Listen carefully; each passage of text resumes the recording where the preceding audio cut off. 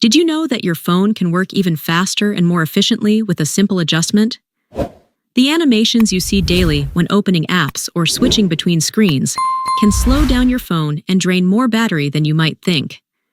In this video, I'll show you how to enable the option to reduce animations, which will improve your device's performance and make it more enjoyable to use.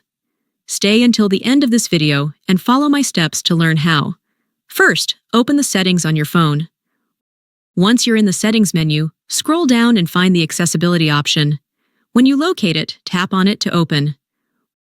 Once the accessibility settings page is open, look for the vision enhancements option and tap on it. Now, scroll down, find the reduce animations option, and toggle the switch next to it to turn it on. Once you've enabled it, the animations on your phone will be significantly reduced, speeding up app launches, screen transitions, and menu navigation.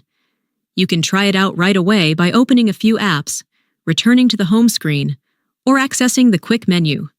You'll notice how much faster everything works and how much smoother the user experience is.